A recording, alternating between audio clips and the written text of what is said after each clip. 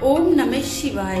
भारत के आंध्र प्रदेश के चित्तौड़ जिले के तिरुपति में तिरुमाला की पहाड़ी पर विराजमान तिरुपति बालाजी विश्व के सबसे प्रतिष्ठित मंदिरों में से एक है।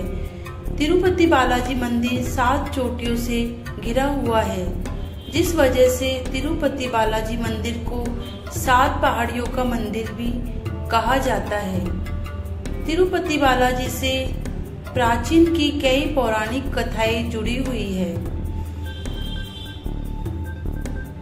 भगवान वेंकटेश्वर को विष्णु जी का रूप माना जाता है, जिन्होंने कलयुग के कष्टों से लोगों को बचाने के लिए अवतार लिया था।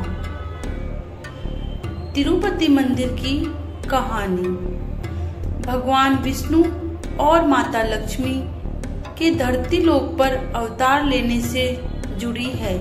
एक बार ऋषियों ने यह तय करने के लिए बैठक रखी कि त्रिमूर्ति ब्रह्मा, विष्णु और शिव में से कौन सर्वोच्च है।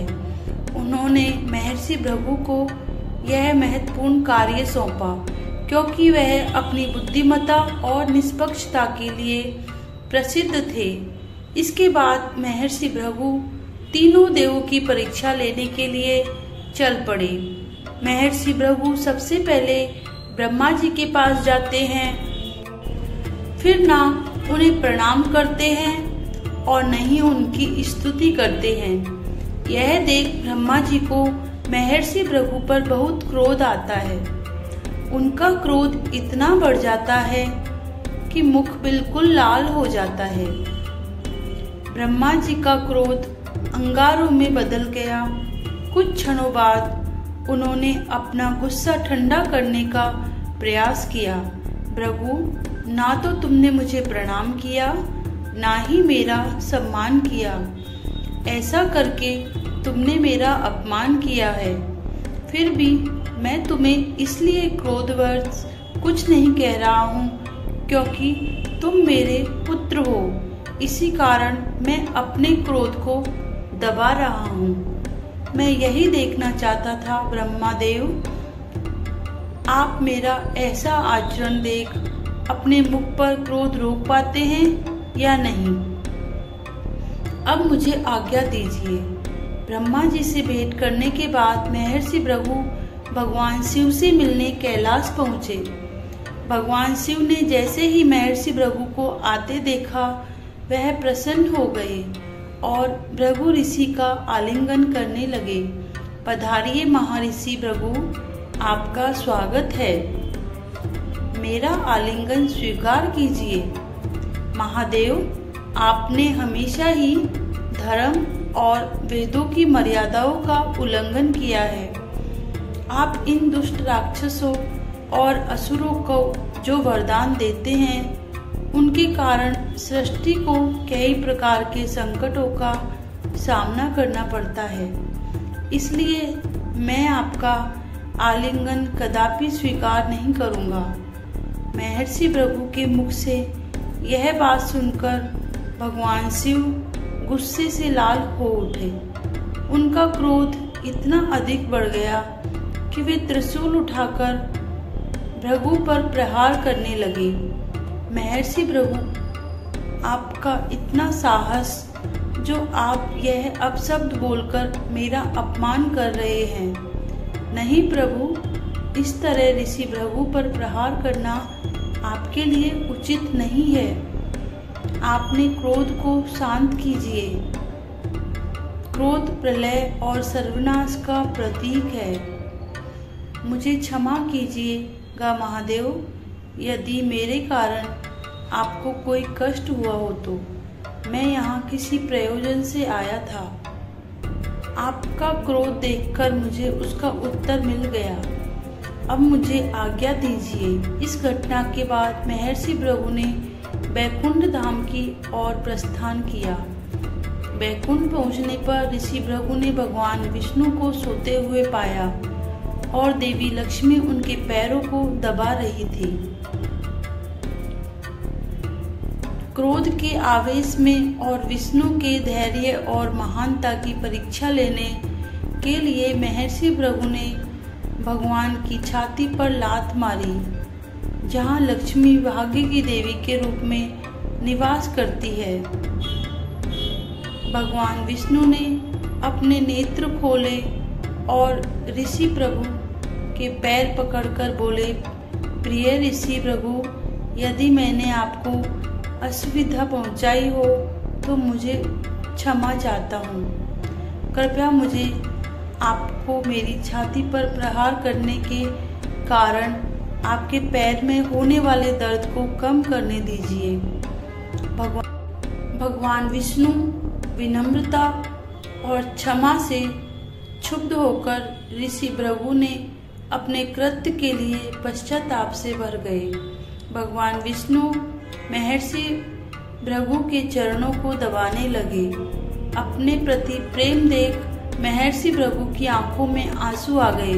उन्होंने महसूस किया कि भगवान विष्णु सर्वोच्च देवता है, जो सभी प्राणियों के लिए सहिष्णुता, क्षमता, सुरक्षा का प्रतीक थे। महर्षि भृगु बिना कुछ बोले वहां से वापस लौट आए। उन्हें अपने प्रश्न का उत्तर मिल चुका था, परंतु महर्षि भृगु के इस तरह के व्यवहार से देवी लक्ष्मी क्रोधित हो गई। वे अपने निवास स्थान भगवान विष्णु की छाती के प्रति ऋषि के अनादरपूर्ण कृत्य से प्रसन्न नहीं थी। वे भगवान विष्णु से रूठ गई और बैकुंठ का त्याग करके पृथ्वी लोक पर आके और वहां तपस्या में लीन हो गई। भगवान विष्णु भी उन्हें ढूंढने के लिए बैकुंठ छोड़कर धरती पर आ गए। उन्होंने माता को जंगलों और पहाड़ियों पर ढूंढा, लेकिन माता लक्ष्मी कहीं नहीं मिली। बाद में भगवान विष्णु एक पहाड़ी पर रहने लगे, जिसे आज वेंकटाद्रि के नाम से जाना जाता है। कहा जाता है भगवान विष्णु श्री दास के रूप में चींटियों की बांबी में विश्राम करने लगे। वे दिन पर दिन बहुत ही कमजोर हो चुके हैं। ब्रह्मा जी और शिव जी से विष्णु जी की यह हालत देखी नहीं गई। माता लक्ष्मी को ढूंढने में भगवान विष्णु की मदद करने ब्रह्मा जी और शिव जी गाय और बछड़े का रूप धारण कर धरती पर जा पहुंचे। यह गाय राजा चोल के पास थी, लेकिन एक रोज गाय ने दूध देना बंद कर दिया। पौराणिक कहानियों के मुताबिक वह गाय एक पहाड़ी पर जाकर अपना सारा दूध भगवान विष्णु को पिला देती थी। महाराज जो गाय और उसका बछड़ा जंगल से मिले थे, उस गाय ने अब दूध देना बंद कर दिया है और रोजाना ही ना जाने वह गाय अपने बछड़े के साथ कहाँ गायब हो जाती है और कुछ देर बाद ही लौट आती है। ऐसा कैसे हो सकता है? तुम्हें उस पर नजर रखनी चाहिए, या फिर वह दूध क्यों नहीं दे रही और रोजाना वह कहाँ कहाँ जाती है? मुझे पूरी खबर दो। उसने देखा कि गाय अपना सारा दूध चींटियों की बांबी में गिरा देती है। इससे भगवान विष्णु श्री निवास के रूप में विश्राम कर रहे हैं, ताकि भगवान विष्णु गाय का दूध पी सके और उनकी भूख मिट सके। सेवक सब कुछ देख लेता है और गुस्से में आकर उस गाय की तरफ कुल्हाड़ी फेंकता है, लेकिन तभी भगवान विष्णु प्रकट होते हैं और गाय को बचाने में वो कुल्हाड़ी उनके माथे पर लग जाती है। कुल्हाड़ी से लगी उस चोट का निशान आज भी भगवान वेंकटेश्वर की मूर्ति में कायम है।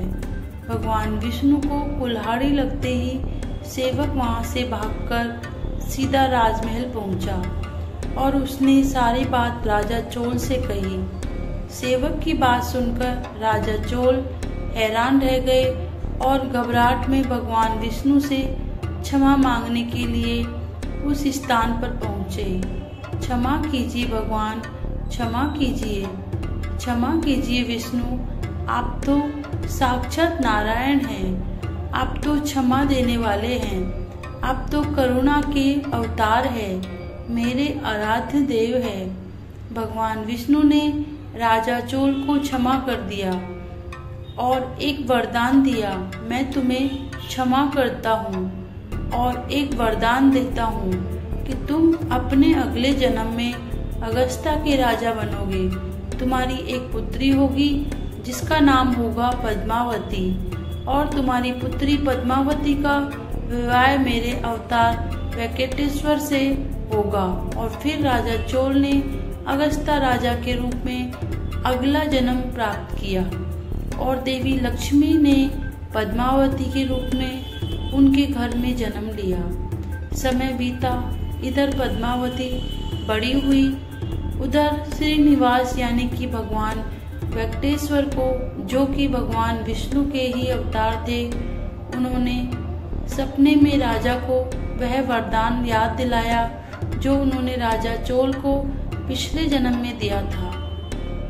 राजा को भगवान विष्णु की कही बात याद आ गई और फिर उन्होंने श्रीनिवास और राजकुमारी पद्मावती के विवाह की बात को स्वीकार कर दिया। राधे राधे।